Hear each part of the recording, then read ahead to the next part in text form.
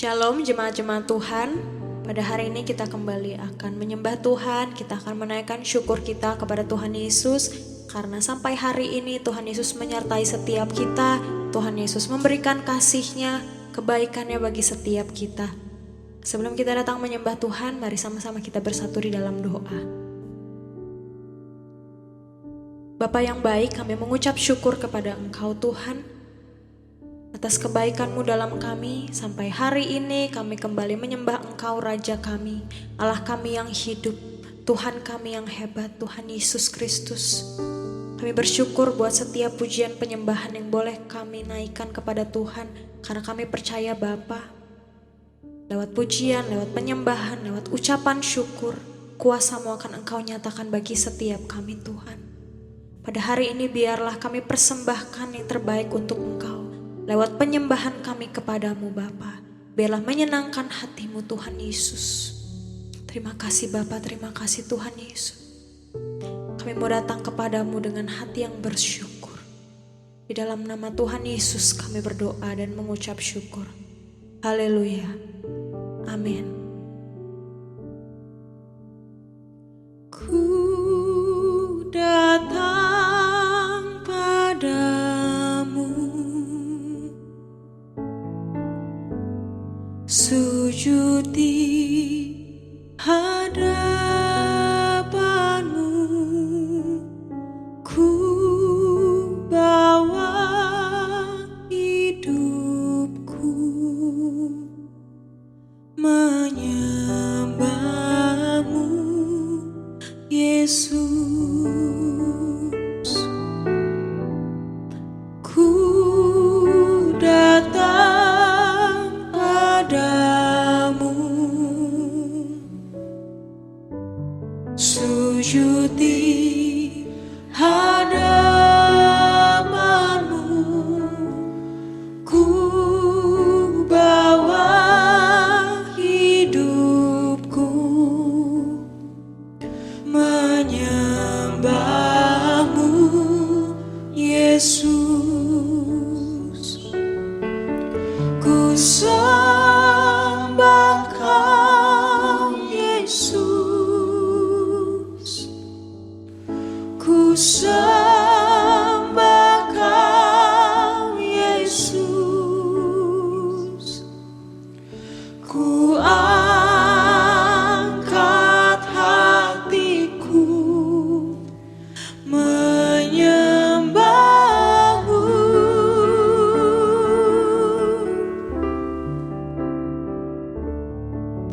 Ku sembah Kau, Yesus.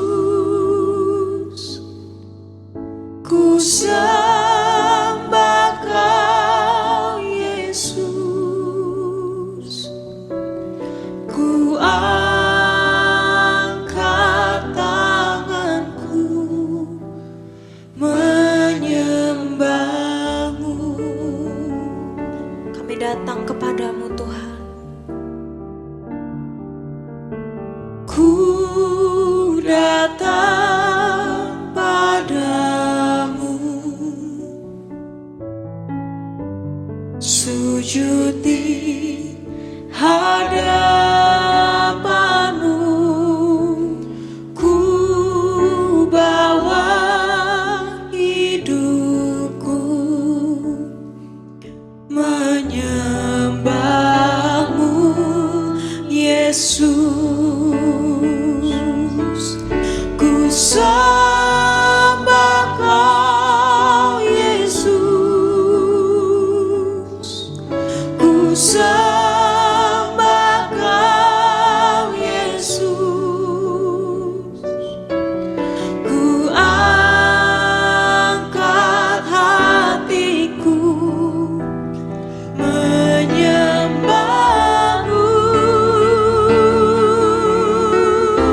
Kami sembah Engkau, Yesus. Ku sembah Kau, Yesus.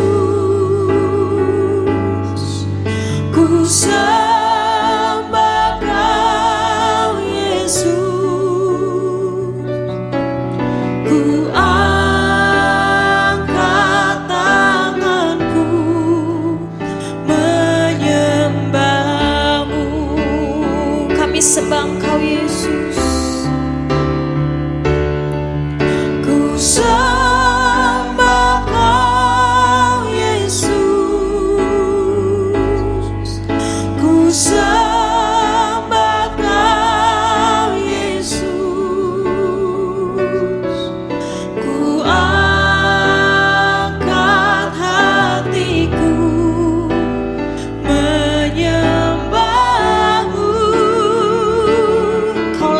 Kami sembah Yesus. Ku sembah Kau Yesus. Ku sembah Kau Yesus. Ku angkat tanganku menyembah-Mu. Katakan, ku sembah Yesus. Ku sembah Kau Yesus. Ku sembah Kau Yesus. Ku angkat hatiku menyembah-Mu. Kami sembah Engkau Yesus. Ku sembah Kau Yesus. Ku sembah Kau Yesus. Ku angkat tanganku menyembah-Mu. Kami sembah Engkau Yesus Tuhan. Ku sembah Kau Yesus. Ku sembah Kau Yesus. Ku angkat hatiku menyembah-Mu. Engkau kami sembah Yesus. Ku sembah Kau Yesus. Ku sembah Kau Yesus. Ku angkat tanganku menyembah-Mu. Ku sembah Yesus. Ku sembah Kau Yesus. Ku sembah Kau Yesus. Ku angkat hatiku menyembah-Mu.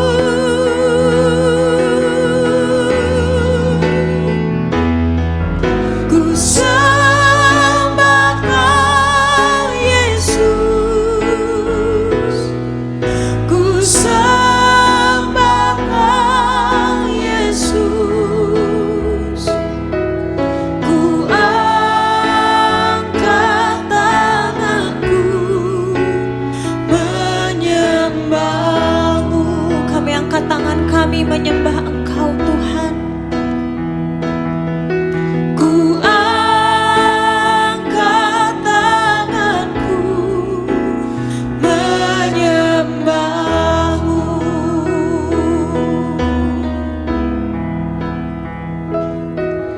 Ku angkat tanganku menyembah-Mu.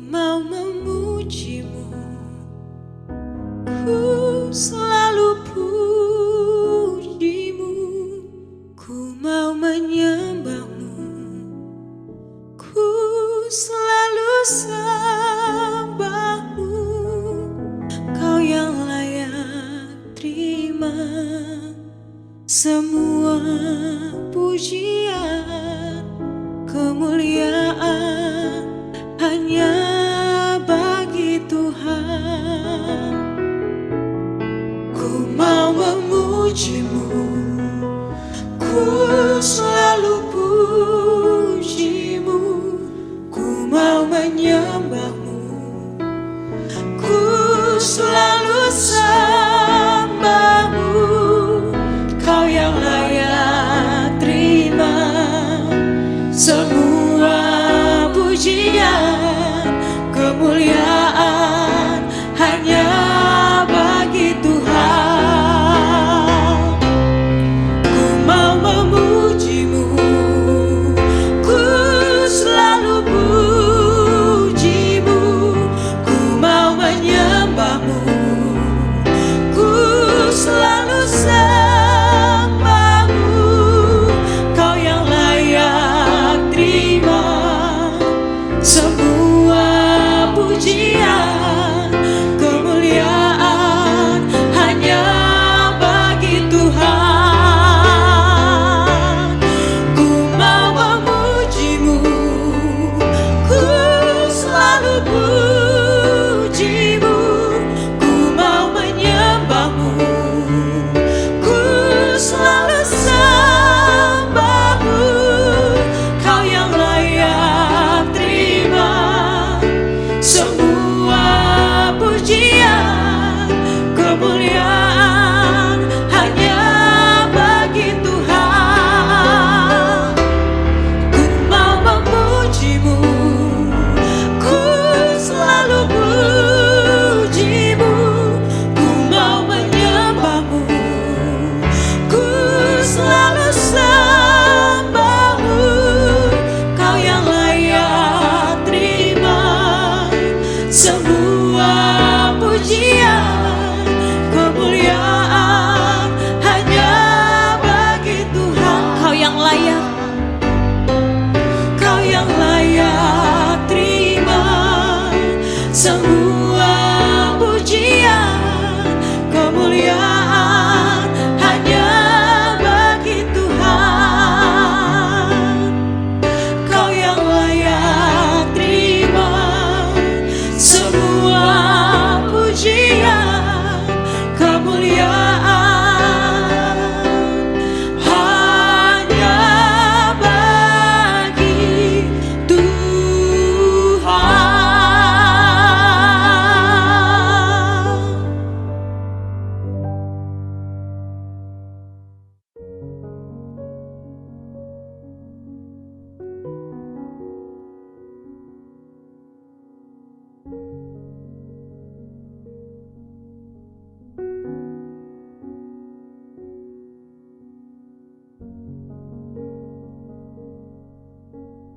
Puji Tuhan, pada hari ini kita akan sama-sama siapkan hati kita.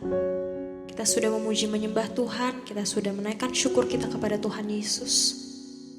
Mari kita siapkan hati, kita buka hati untuk menerima kebenaran firman Tuhan pada hari ini. Terima kasih Bapa, terima kasih Tuhan Yesus. Kami bersyukur buat firman-Mu yang akan kami dengar pada hari ini Bapa. Kami bersyukur buat kesempatan sekali lagi kami kembali mendengarkan firman Tuhan. Mendengarkan apa yang menjadi isi hati Tuhan. Menerima ajaran-ajaran yang baru, yang boleh menguatkan setiap kami. Yang boleh memperkuat iman kami kepada Engkau Tuhan Yesus.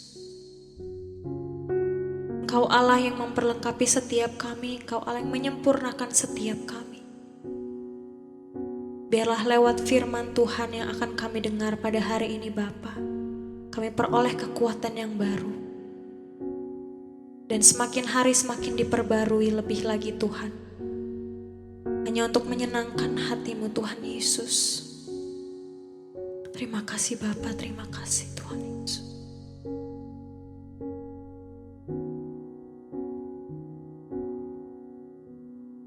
Berikan ku hati seperti hati-Mu yang penuh dengan belas kasih. Berikan ku mata seperti matamu, memandang tuaian di sekelilingku. Berikan ku tanganmu untuk melakukan tugasku. Berikan ku kakimu melangkah dalam rencanamu. Berikan ku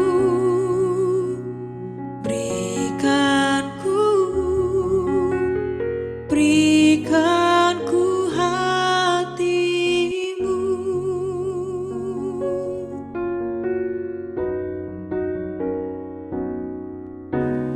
Berikan ku hati seperti hatimu, yang penuh dengan belas kasihan.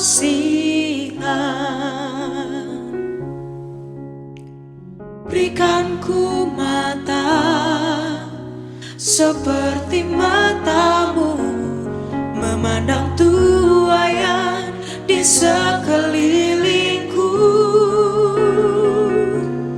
Berikan ku tanganmu untuk melakukan tugasku. Berikan ku kakimu melangkah dalam rencanamu. Berikan ku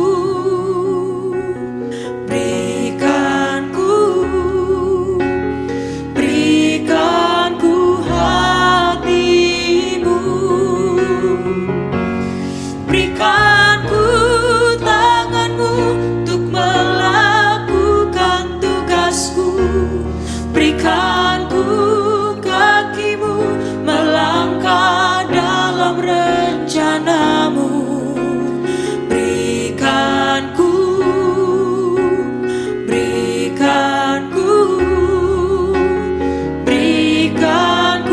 hatimu.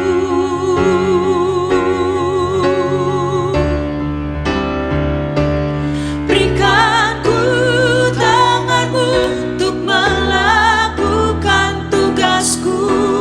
Berikan ku kakimu melangkah dalam rencanamu. Berikan ku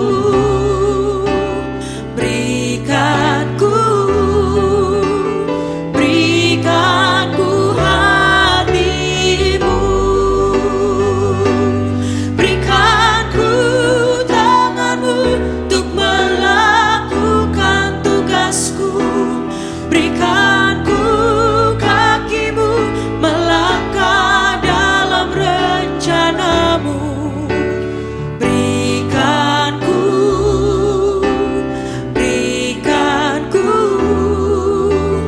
Berikan ku hatimu.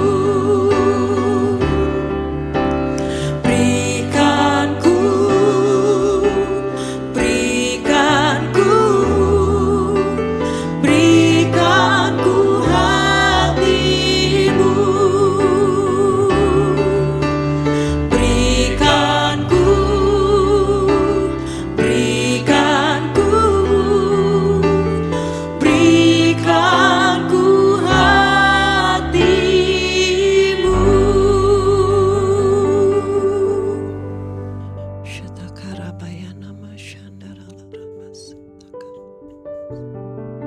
Terima kasih Bapa, Engkau sungguh sangat baik bagi setiap kami Tuhan. Kami tahu hari-hari di mana kami hidup, hari-hari di mana kami menjalaninya, Engkau sudah rancangkan segala sesuatunya bagi kami yang terbaik ya Bapa. Kami tahu dan kami percaya bahwa Engkau Allah menjadikan kami dengan satu tujuan yang mulia. Di dalam dunia yang penuh dengan kegelapan ini Tuhan, Engkau mengutus kami Tuhan untuk menjadi terang, menyaksikan tentang kebaikan Tuhan bagi sekitar kami. menyaksikan tentang kebenaran Tuhan bagi sekitar kami. Terima kasih Bapa, terima kasih Tuhan Yesus. Ya Tuhan Roh Kudus, Engkau Allah yang hidup, Engkau ada bersama-sama dengan kami. Mari Tuhan Kau urapi setiap kami. Baik hamba-Mu yang menyampaikan firman kebenaran-Mu, kuasai hati dan pikirannya. Engkau mengurapi lidah bibir hamba-Mu ini Tuhan. Engkau menyembunyikan hamba-Mu di balik salib kemuliaan-Mu Tuhan. Supaya hanya nama Tuhan, supaya hanya kebenaran Tuhan yang dinyatakan. Engkau mengurapi juga setiap kami yang mendengarkan firman ini Tuhan. Biar dengan pengurapan-Mu Tuhan, kami boleh menangkap, kami boleh mengerti, dan kami boleh melakukannya dalam kehidupan kami. Terima kasih Tuhan Yesus, terima kasih Tuhan Roh Kudus. Di dalam satu nama Allah kami yang hidup, Tuhan kami Yesus Kristus, kami berdoa dan kami mengucap syukur. Mari kekasih-kekasih Tuhan sama-sama dengan saya kita katakan amin.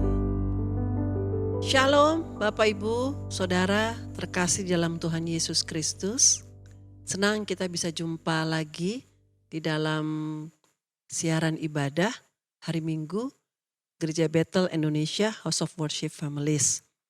Dari tempat kami merekam ibadah ini, saya sampaikan salam damai sejahtera, salam sukacita untuk kita semua.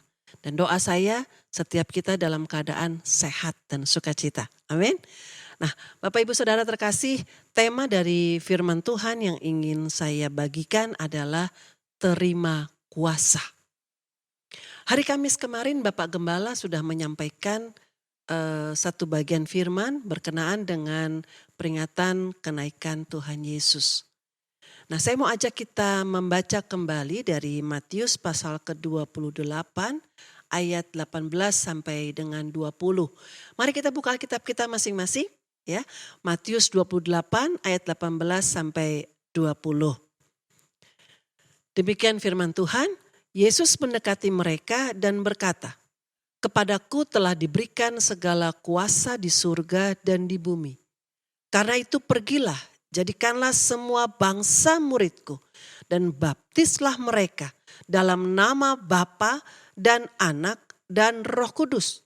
Dan ajarlah mereka melakukan segala sesuatu yang telah kuperintahkan kepadamu.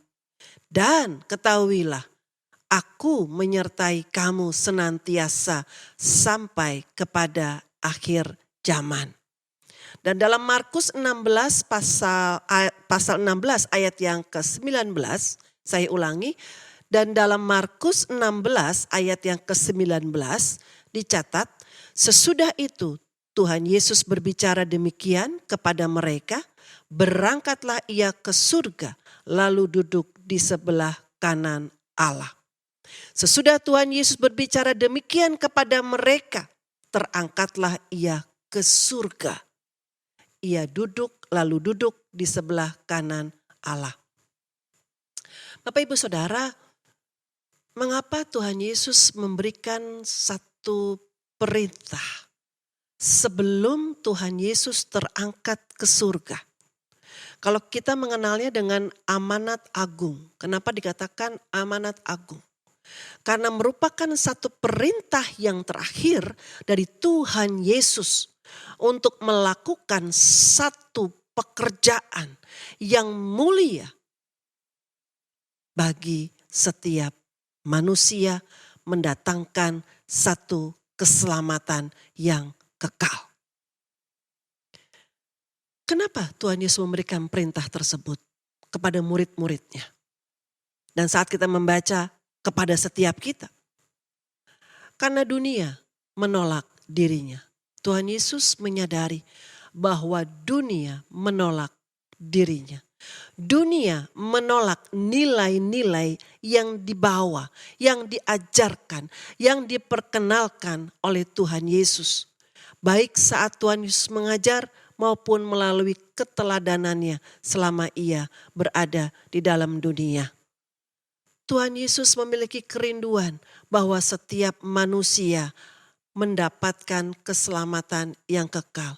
Tuhan Yesus rindu setiap manusia mengenal, percaya, dan menerimanya sebagai Tuhan dan Juru Selamat. Yohanes menuliskan bagaimana dunia menolak Yesus. Mari saya ajak kita membaca dalam Injil Yohanes pasal yang pertama ayat ke-10 sampai 13. Injil Yohanes pasal yang pertama ayat 10 sampai 13. Kita baca bersama-sama. Ia telah ada di dalam dunia dan dunia dijadikan olehnya, tetapi dunia tidak mengenalnya. Ia datang kepada milik kepunyaannya, tetapi orang-orang kepunyaannya itu tidak menerimanya. Tetapi semua orang yang menerimanya diberinya kuasa supaya menjadi anak-anak Allah, yaitu mereka yang percaya dalam namanya. Orang-orang yang diperanakkan bukan dari darah atau dari daging, bukan pula secara jasmani oleh keinginan seorang laki-laki, melainkan dari Allah. Bapak, Ibu, Saudara kekasih, ayat yang ke-10 mengatakan bahwa Yesus, Tuhan Yesus yang ada di dalam dunia, yang dijadikan olehnya. Kita bisa membayangkan. Yang menjadikan dunia ketika ia berada di dalam dunia, dikatakan dalam Yohanes pasal 1 tadi ayat yang ke-10, tetapi dunia tidak mengenalnya. Padahal ia yang menjadikan dunia, tetapi dunia tidak mengenalnya. Pertanyaannya, mengapa? Dunia tidak mau peduli dengan apa yang Yesus Kristus ajarkan. Dunia tidak mau peduli dengan nilai-nilai kehidupan dan kebenaran yang Tuhan Yesus perkenalkan.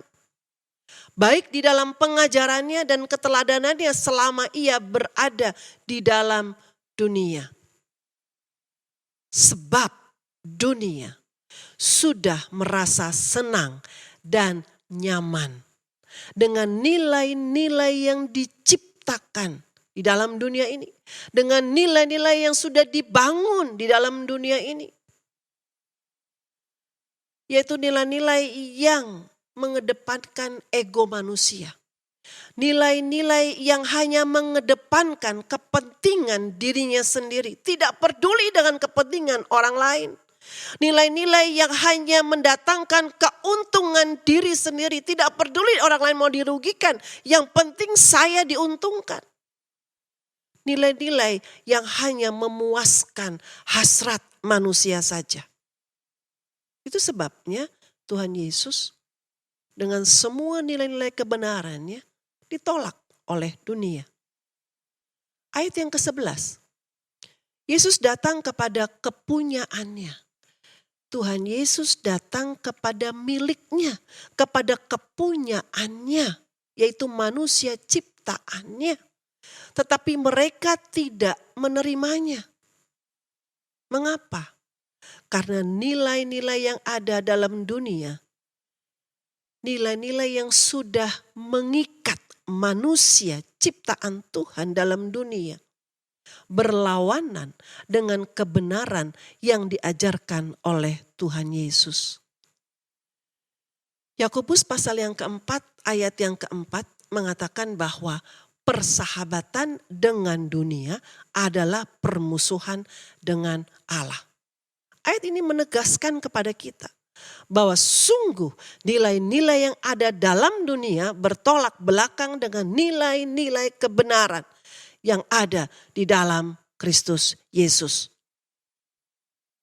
Untuk itulah Allah berinisiatif agar manusia dilepaskan dari jeratan nilai-nilai dunia dan memperoleh keselamatan di dalam Yesus Kristus. Tuhan Yesus berinisiatif untuk memanggil, memilih, menjadikan setiap kita yang percaya kepada Dia, menerima Dia sebagai juru selamat pribadinya, menjadi rekan sekerjanya. menjadi rekan sekerja Allah. Wow, sesuatu yang luar biasa. Di ayat 12 dan 13, Tuhan Yesus berkata, untuk orang-orang yang mau menjadi rekan sekerja Allah. Tetapi orang-orang yang menerimanya, yaitu yang menerima Yesus Kristus, akan diberinya kuasa supaya menjadi anak-anak Allah. Yaitu mereka yang percaya dalam namanya. Orang yang diperanakan dari Allah. Percaya dan menerima Tuhan Yesus Kristus. Menerima Tuhan Yesus merupakan satu tindakan dari iman. Satu tindakan dari iman. Berarti ada keputusan yang kita ambil. Satu tindakan dari iman. Namun setelah tindakan iman tersebut, setelah kita percaya kepada Tuhan Yesus dan menerima Tuhan Yesus di dalam hidup kita sebagai satu-satunya Tuhan dan juru selamat bagi kehidupan kita, masih ada tindakan-tindakan yang harus kita lakukan. Ada perbuatan-perbuatan yang harus kita lakukan di dalam kehidupan kita sebagai tindakan iman kita. Ada tindakan-tindakan yang berkesinambungan dan memerlukan adanya ketekunan. Sebab agar seseorang bisa mendapatkan keselamatan yang sempurna, iman kita akan terus dimurnikan olehnya. Melalui apa? Melalui kehidupan kita dari hari ke sehari. Tuhan akan terus memurnikan iman percaya kita kepadanya. Setiap kita yang telah percaya dan menerimanya, maka kita harus mengerjakan keselamatan. Satu istilah dari Rasul Paulus, seorang rasul yang besar, yang luar biasa, yaitu kita harus mengerjakan keselamatan. Dalam Filipi pasal yang kedua, ayat 12 sampai 16, Rasul Paulus menuliskan suratnya kepada jemaat di Filipi setelah ia melayani jemaat di Filipi. Dikatakan demikian ayat ke-12, ayo mari persiapkan bacaan kita, buka Alkitab kita, Filipi pasal kedua ayat 12 sampai 16. Hai saudara-saudaraku yang kekasih, kamu senantiasa taat. Satu kegiatan, satu tindakan. Ya. Karena itu tetaplah kerjakan keselamatanmu. Saya ulangi, hai saudara-saudaraku yang kekasih, kamu senantiasa taat. Karena itu tetaplah kerjakan keselamatanmu dengan takut dan gentar. Kegiatan yang berkesinambungan, satu tindakan iman yang berkesinambungan. Dan untuk terus dalam hati atau sikap yang takut dan gentar dibutuhkan satu ketekunan. Satu sikap yang terus-menerus dilakukan. Bukan saja seperti waktu aku masih hadir, tetapi terlebih pula sekarang waktu aku tidak hadir. Ayat ke-13, karena Allah lah yang mengerjakan di dalam kamu baik kemauan maupun pekerjaan menurut kerelaannya. Ayat ke-14, lakukanlah segala sesuatu dengan tidak bersungut-sungut dan berbantah-bantahan. Supaya kamu tiada beraib dan tiada bernoda sebagai anak-anak Allah yang tidak bercela di tengah-tengah angkatan yang bengkok hatinya dan yang sesat ini. Sehingga kamu bercahaya di antara mereka seperti bintang-bintang di dunia.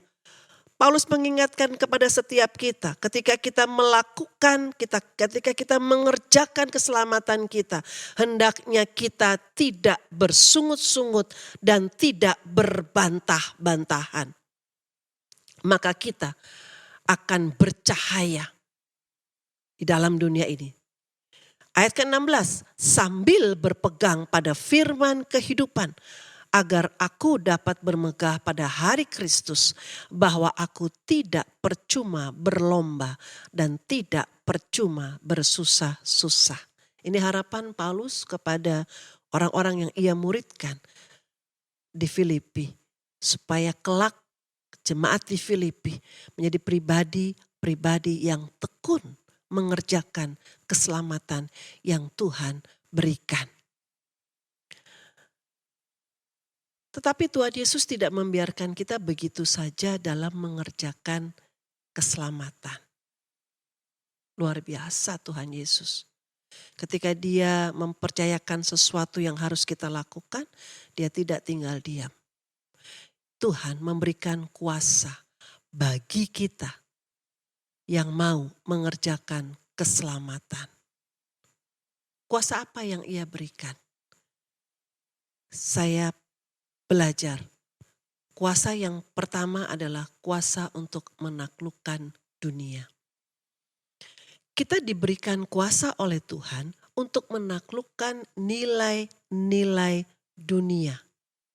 Nilai-nilai yang hanya berfokus kepada diri sendiri. Nilai-nilai yang hanya berfokus bagaimana menguntungkan diri sendiri. Nilai-nilai yang hanya berfokus bagaimana memuaskan hasrat diri sendiri. Nilai-nilai yang berfokus bagaimana mengutamakan dirinya sendiri daripada orang yang lain. Bagaimana kita menaklukkan nilai-nilai dunia dengan atau melalui nilai-nilai kebenaran yang Tuhan Yesus ajarkan bagi kita. Itu sebabnya Tuhan Yesus yang adalah kebenaran itu sendiri harus ada di dalam hidup kita. Setiap kita yang mau menerima kuasa untuk bisa mengalahkan nilai-nilai dunia yang ada di sekitar kita, atau bahkan sudah mengikat kehidupan kita. Kita harus memiliki Yesus Kristus dalam kehidupan kita. Bagaimana caranya? Datang kepada Tuhan, mengakui segala kelemahan, mengakui segala dosa-dosa kita, lalu undang Dia sebagai Tuhan dan Juru Selamat pribadi dalam kehidupan kita. Maka Tuhan Yesus akan hidup di dalam kehidupan kita sebagai juru selamat kita. Dan posisikan Tuhan sebagai Tuhan yang memerintah kehidupan kita. Sehingga kehidupan kita tidak kita jalani dengan kehendak kita sendiri. Tetapi kita jalani seperti yang Tuhan kehendaki.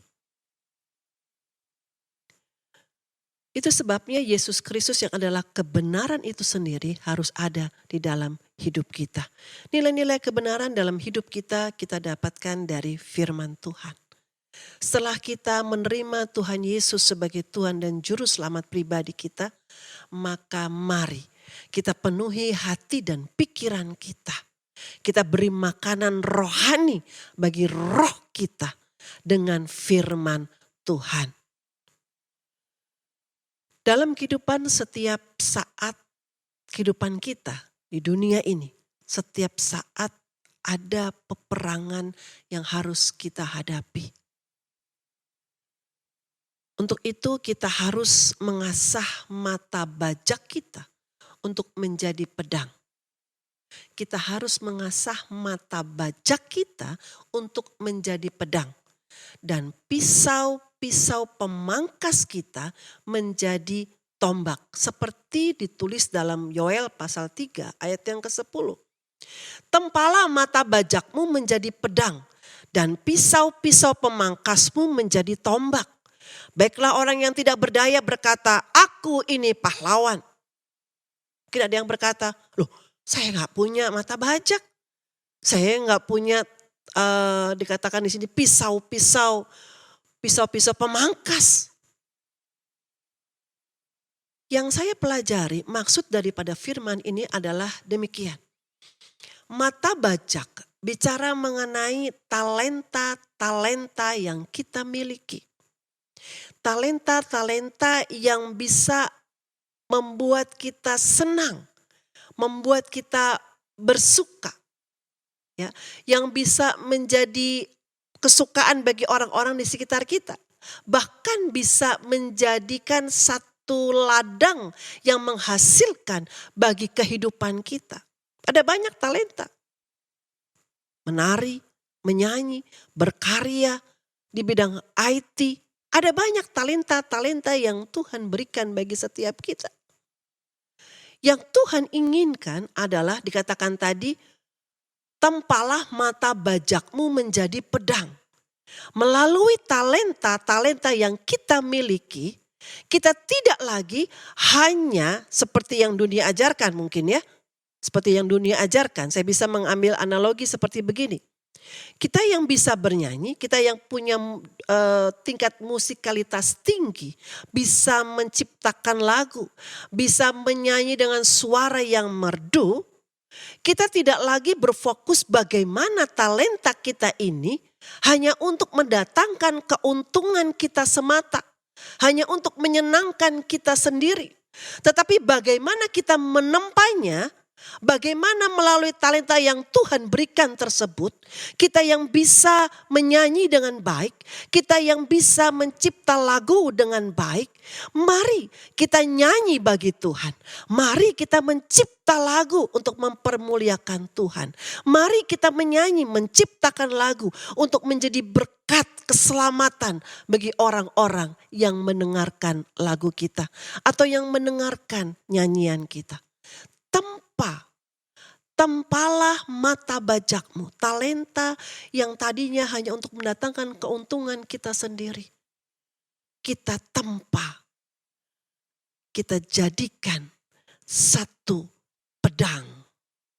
Untuk apa? Untuk kita membawa jiwa kepada Tuhan. Untuk kita menyelamatkan orang-orang yang mulai patah semangat. Orang-orang yang mulai putus asa untuk kembali memiliki pengharapan kepada Tuhan. Di masa-masa pandemi COVID-19 ini, saya memiliki seorang kakak sepupu yang memiliki satu musikalitas yang tinggi. Diberi talenta oleh Tuhan untuk menciptakan lagu. Di masa-masa ini sejak mulai bulan Februari sampai dengan April ini, masuk Mei, sudah ada 3 lagu yang ia ciptakan. Dan ia dengarkan, dia kirim kepada saya.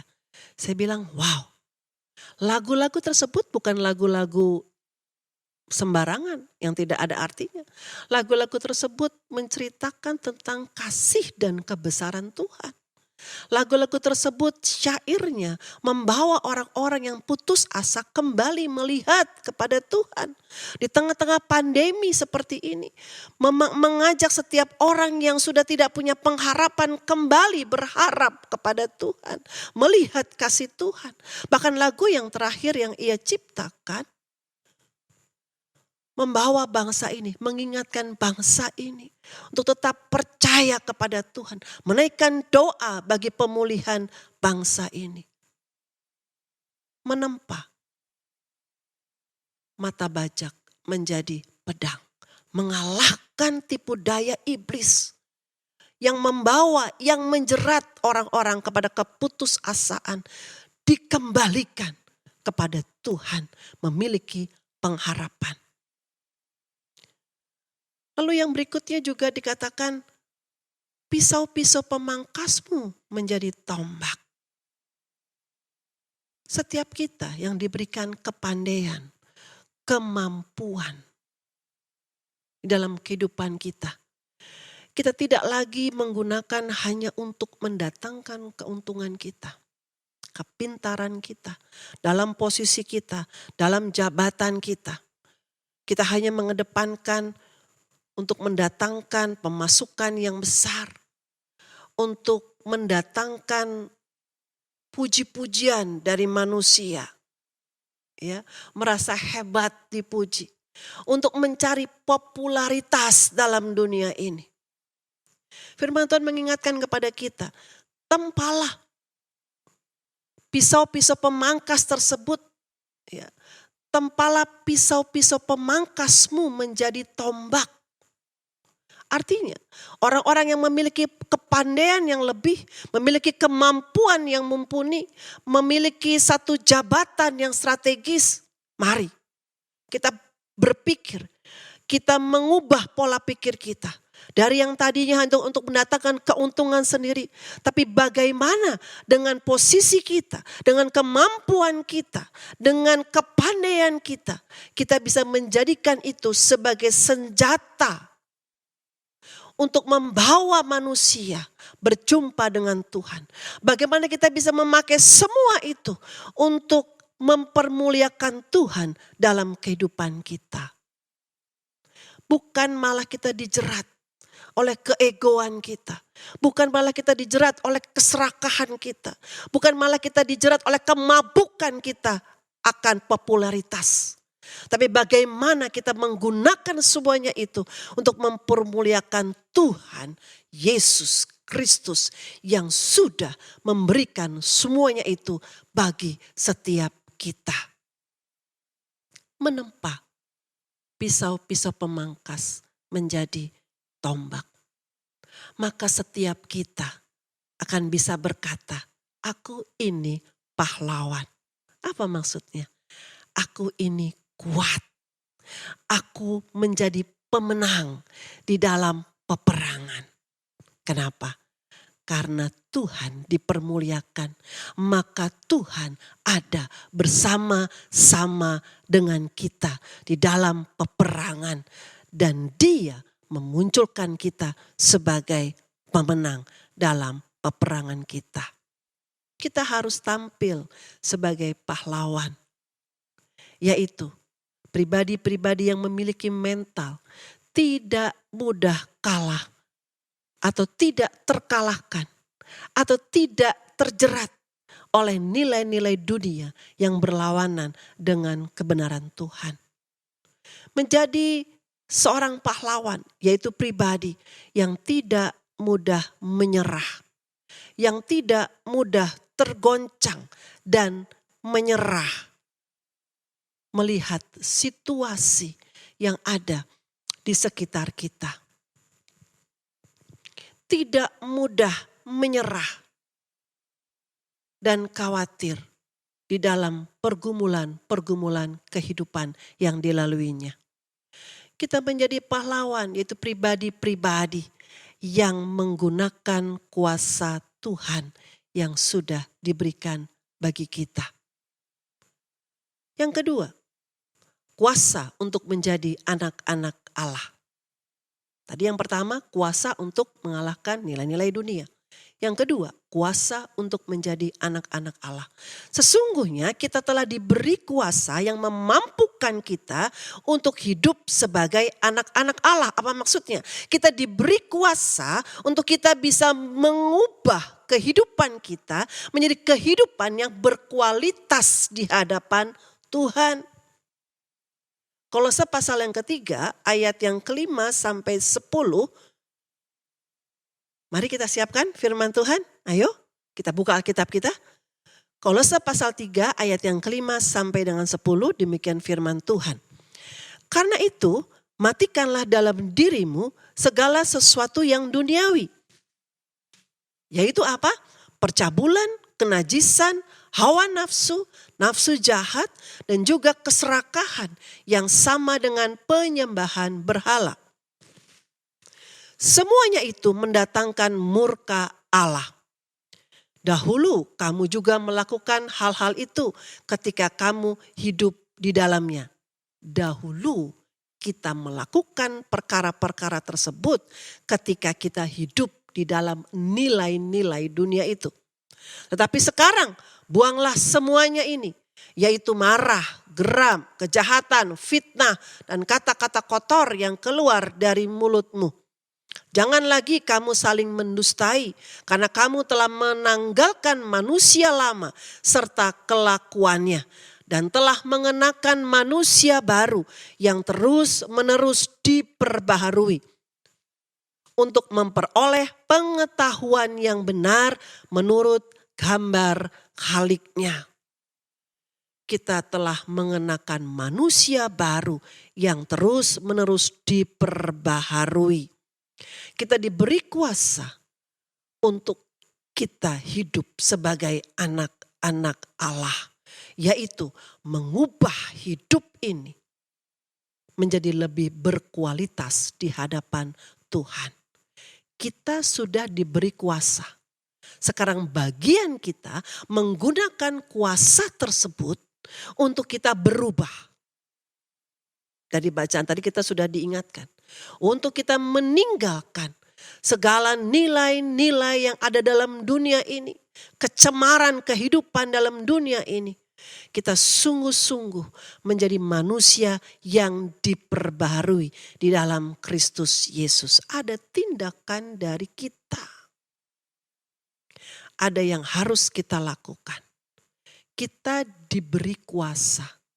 Masalahnya kita mau menggunakan atau tidak dalam hidup kita. Apakah kita mau menggunakan kuasa itu untuk kita mampu menjadi anak-anak Allah? Yang ketiga, kuasa untuk mengalahkan kuasa iblis. Kita diberikan kuasa untuk mengalahkan kuasa iblis. Tadi yang pertama adalah kita diberi kuasa untuk mengalahkan nilai-nilai dunia. Yang kedua, kita diberi kuasa untuk kita hidup sebagai anak-anak Allah. Dan yang ketiga sekarang adalah kuasa untuk mengalahkan kuasa iblis. Ayo kita buka Alkitab kita lagi. Lukas 10 ayat 18 sampai 19. Ayat 18 berkata, lalu kata Yesus kepada mereka, aku melihat iblis jatuh seperti kilat dari langit. Sesungguhnya aku telah memberikan kuasa kepada kamu, kepada kita. Sesungguhnya Tuhan Yesus sudah memberikan kuasa kepada kita untuk menginjak ular dan kalajengking dan kuasa untuk menahan kekuatan musuh sehingga tidak ada yang akan membahayakan kamu. Mari kita gunakan kuasa itu. Maka firman Tuhan yang ada dalam Yesus Kristus, yang adalah Yesus Kristus itu sendiri, yaitu tercatat dalam Yohanes 1 ayat yang pertama, akan hidup dalam kehidupan kita. Itulah yang akan membuat kita menang dalam peperangan. Bapak Ibu Saudara, kita sudah diberikan kuasa untuk mengalahkan kuasa iblis. Yesus Kristus sudah ada dalam hidup kita sebagai Tuhan dan Juru Selamat. Firman Tuhan yang adalah Yesus Kristus sendiri itu sudah ada dalam hidup kita. Masalahnya sekarang adalah kita mau menggunakan itu atau tidak untuk kita mengalahkan kuasa iblis.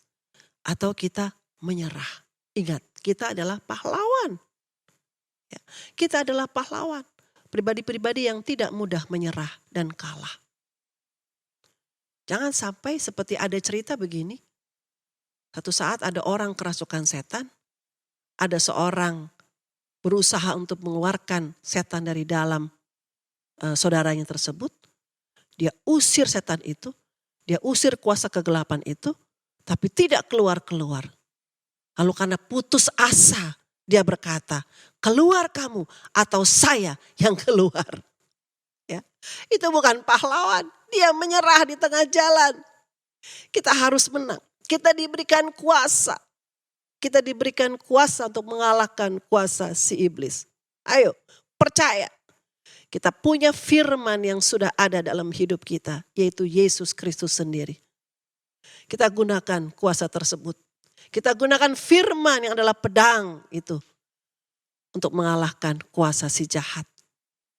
Nah, kuasa yang keempat, yang terakhir adalah kuasa untuk menjadi saksi. Ya, kuasa untuk menjadi saksi. Kisah Para Rasul ayat yang pertama, Kisah Para Rasul pasal yang pertama ayat yang ke-8 berkata demikian. Ayo kita baca bersama-sama. Tetapi kamu akan menerima kuasa kalau Roh Kudus turun ke atas kamu. Dan kamu akan menjadi saksiku di Yerusalem dan di seluruh Yudea dan Samaria dan sampai ke ujung bumi. Seperti apa yang Tuhan Yesus sampaikan kepada murid-muridnya. Di dalam Matius 28 ayat 19 dan 20 yang tadi pertama-tama kita baca. Karena itu pergilah, jadikanlah semua bangsa muridku dan baptislah mereka dalam nama Bapa dan Anak dan Roh Kudus. Dan ajarlah mereka melakukan segala sesuatu yang telah kuperintahkan kepadamu. Dan ketahuilah, aku menyertai kamu senantiasa sampai kepada akhir zaman. Di dalam Kisah Rasul 1 ayat 8 tadi dikatakan bahwa kita akan menerima kuasa kalau Roh Kudus turun ke atas kita. Dan kita akan menjadi saksi Tuhan di Yerusalem, di seluruh Yudea dan Samaria dan sampai ke ujung bumi. Tuhan Yesus mengutus kita menjadi orang-orang yang mengabarkan berita keselamatan. Menjadi orang-orang yang mengajarkan nilai-nilai kebenaran yang sudah pernah Ia ajarkan bagi kita. Kita diminta untuk mengerjakan keselamatan kita. Hari-hari ini setelah kenaikan Tuhan Yesus ke surga, kita memperingati hari pencurahan Roh Kudus. Roh Kudus sudah dicurahkan atas setiap kita.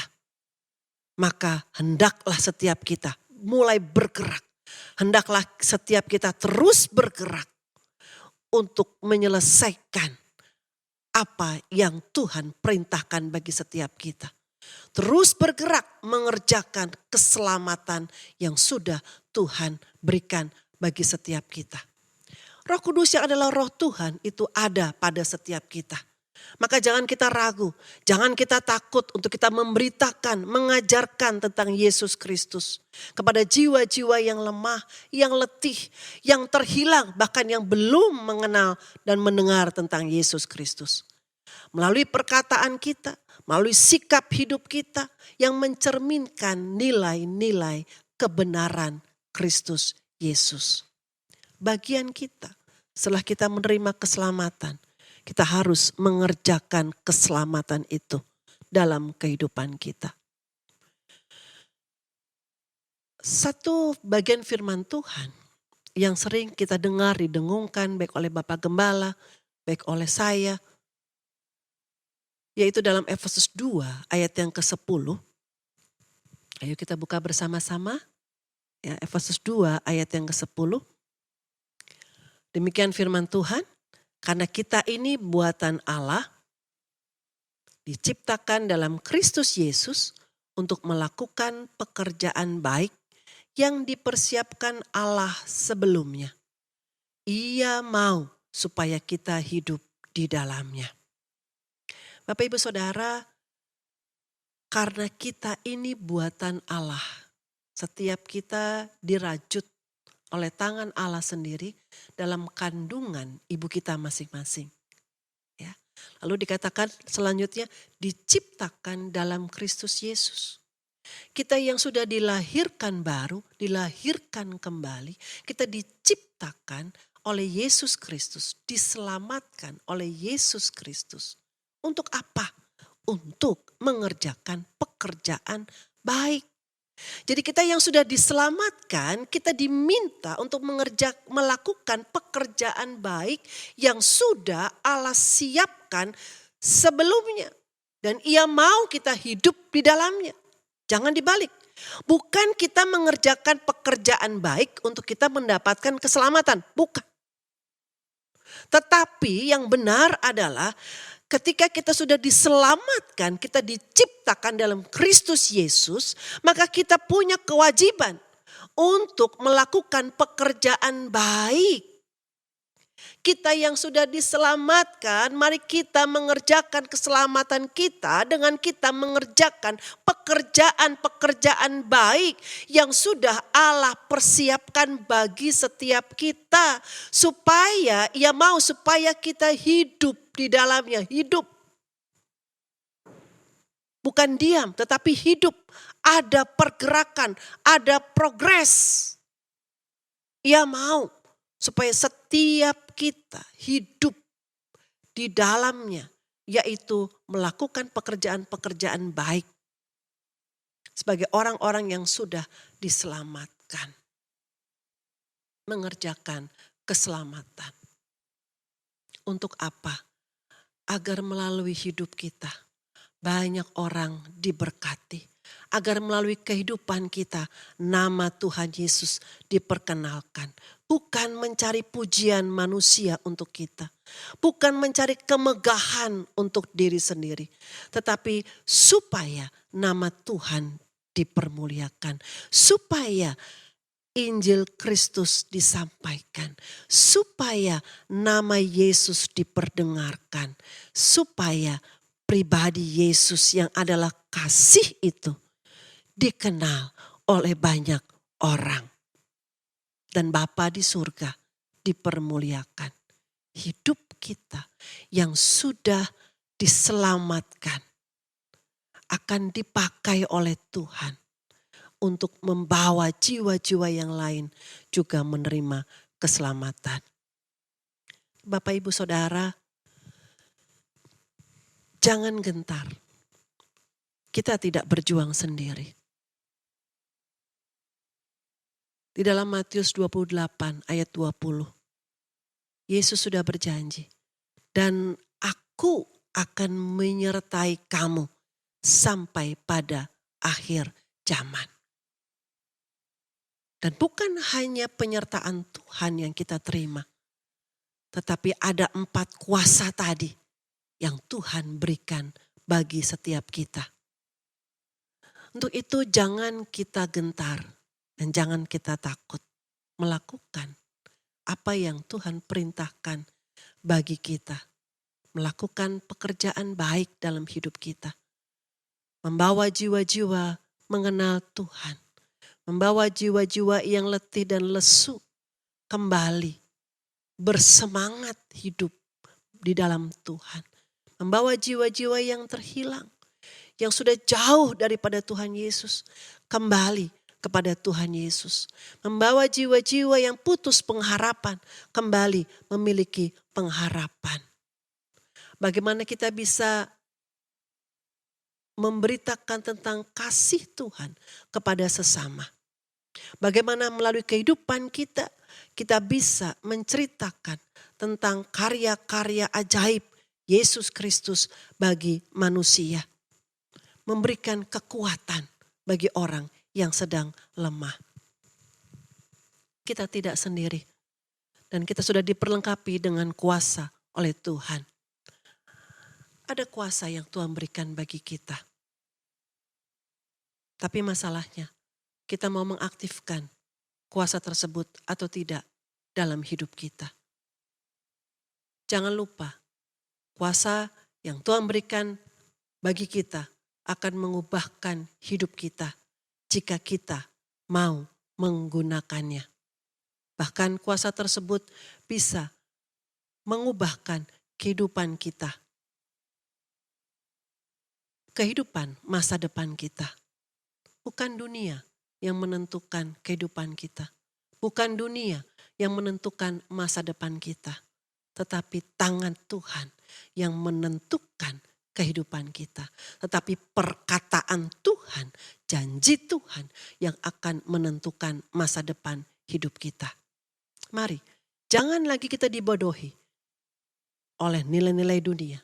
Jangan lagi kita terintimidasi oleh nilai-nilai dunia.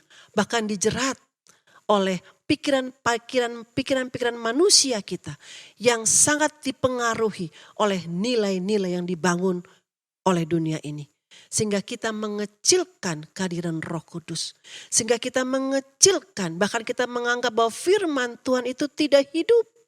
Tidak memiliki kuasa. Maka kehidupan rohani kita akan menjadi mandul. Tidak produktif seperti yang Tuhan kehendaki. Ingatlah, Tuhan telah memberikan kuasa untuk kita menjadi pemenang. Saya akan mengakhiri dengan beberapa kesaksian.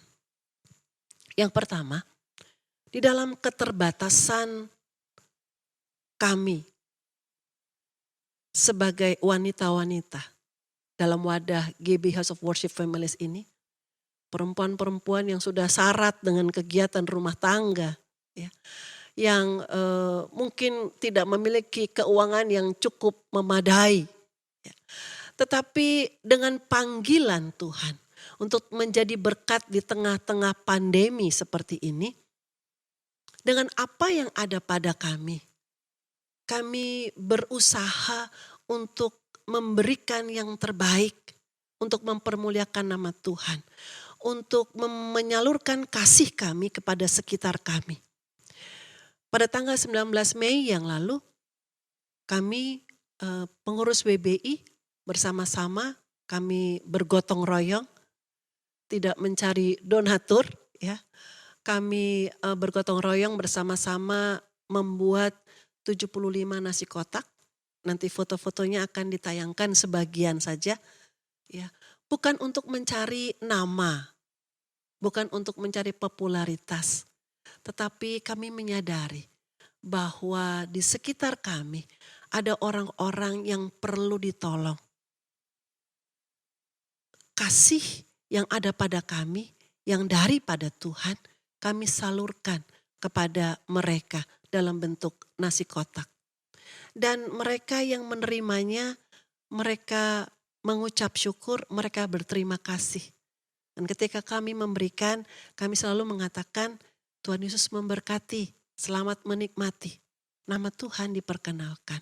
Dan biarlah kasih Tuhan mereka boleh rasakan. Yang kedua, saya mau menyaksikan bahwa ada seorang anak muda di tempat rumah rohani GB House of Worship Families yang tahun ini dia lulus dari tingkat SMA. Ya, seorang anak muda yang bukan dari keluarga yang berkelebihan. Ya, bahkan dia tidak tinggal dengan orang tua kandungnya. Dia tinggal dengan seorang ibu yang mengasuhnya dan kakak adik yang berjumpa di tempat itu. Ya. Tetapi dia memiliki satu nilai kebenaran yang ia dapatkan dari dia mendengar firman Tuhan, belajar firman Tuhan selama ini. Ya. Dengan ibunya dan adik dan kakak-kakaknya. Dengan apa yang ada pada mereka berbagi kasih kepada orang-orang di sekitar mereka. Beberapa hari yang lalu saya mendapat informasi dari ibunya bahwa mereka memberikan 85 nasi bungkus untuk orang-orang berbuka puasa. Sebagai ungkapan syukur karena dia sudah lulus dari tingkat SMA. Kalau terikat oleh nilai-nilai dunia, maka dia bisa berpikir, bahkan ibu ini akan bisa berpikir, kita ini siapa?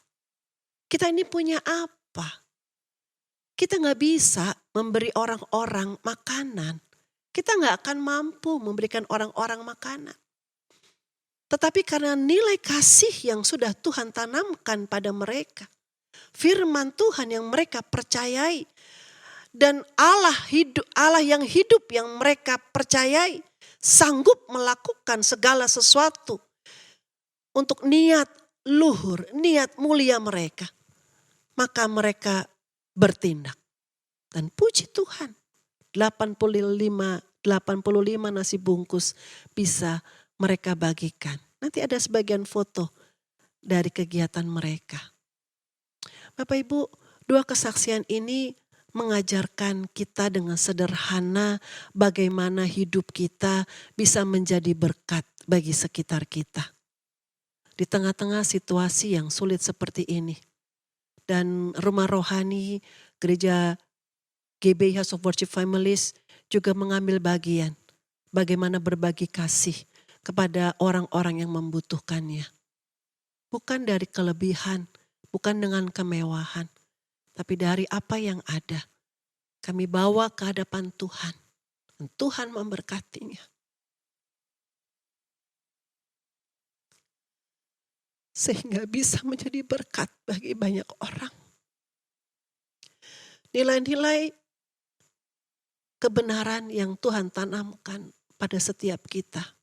Mari tumbuhkan dan nyatakan itu. Lahirkan dalam tindakan kita sebagai orang-orang yang sudah diselamatkan oleh Yesus Kristus. Untuk kita bisa menjadi berkat bagi sekitar kita. Ingat, kita sudah diberi kuasa untuk mengalahkan nilai-nilai yang ada dalam dunia ini. Yang seringkali membatasi pikiran kita. Membatasi pikiran manusia kita. Untuk bertindak di luar kemampuan kita. Kita kalahkan dengan nilai-nilai kebenaran. Bahwa bagi Allah tidak ada yang mustahil. Nilai-nilai dunia yang seringkali membuat kita egois, kita kalahkan dengan nilai kebenaran. Mengasihi satu dengan yang lainnya. Mengedepankan satu dengan yang lainnya. Bagaimana kita bisa menjadi berkat. Ingat, kita sudah diberi kuasa untuk semua itu. Kita diberi kuasa untuk menjadi pelaku firman Tuhan yang kuat. Saya berdoa firman Tuhan yang kita baca bersama, firman Tuhan yang kita renungkan bersama akan menjadi satu modal yang kuat bagi setiap kita untuk menjadi orang-orang yang melakukan kehendak Tuhan pada zamannya. Orang-orang yang sudah diselamatkan dan mengerjakan keselamatannya untuk mempermuliakan Tuhan di atas muka bumi ini. Amin.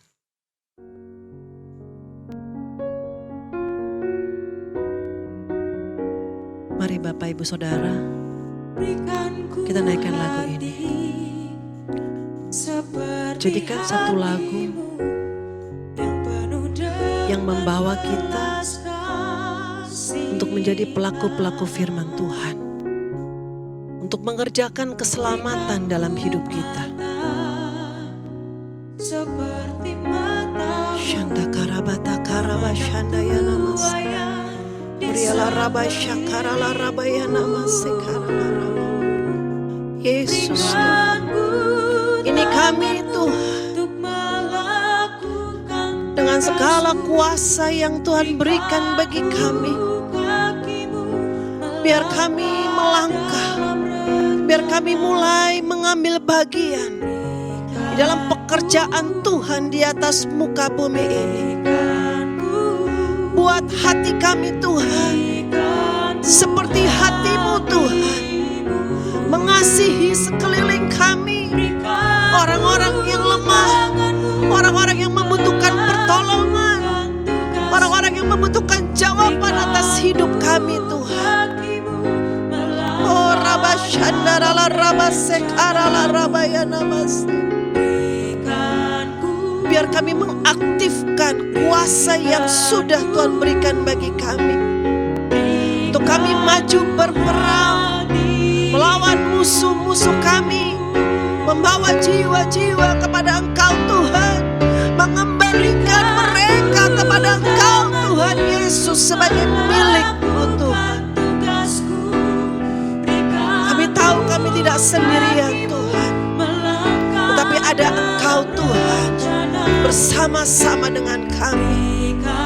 Engkau Allah yang memampukan kami untuk kami menyelesaikan pekerjaan yang Tuhan percayakan bagi kami. Terima kasih Tuhan Yesus, terima kasih ya Bapa. Kami memberkati bangsa kami dalam nama Tuhan Yesus Kristus. Pemerintahan di bangsa kami Tuhan, Bapak Presiden, jajaran Wakil Presiden dan jajaran menteri yang ada di dalamnya Tuhan.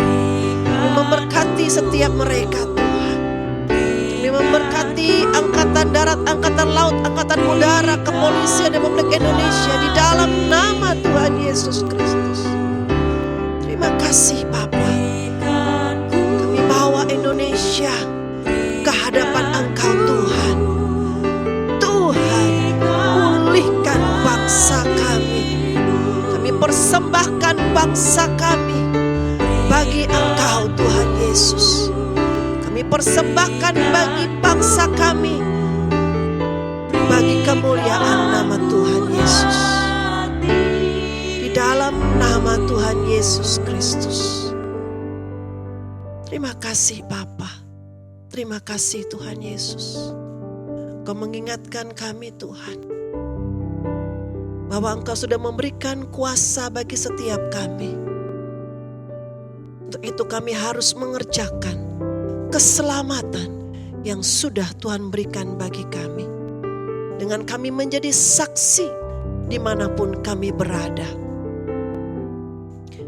Melalui kehidupan kami, perkataan tindakan kami, supaya nama Tuhan dipermuliakan. Dan kami tahu Tuhan Yesus, kami tidak berjalan sendiri. Karena janji-Mu Tuhan, Engkau menyertai kami sampai kepada kesudahannya. Terima kasih Bapa. Kami mengangkat kedua tangan kami Tuhan, siap menerima berkat daripada Tuhan. Berkat yang berlimpah-limpah dari Allah Bapa Surgawi. Kasih setia pembelaan Tuhan Yesus Kristus.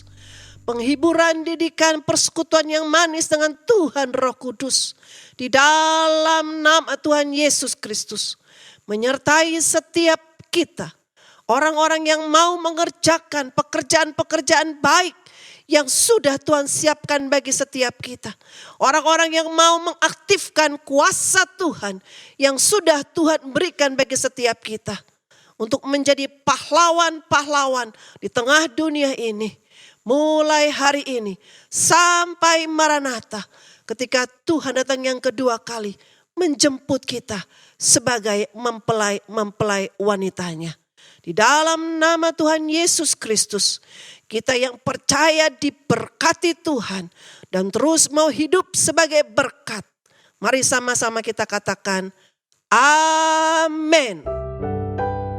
Tuhan Yesus memberkati.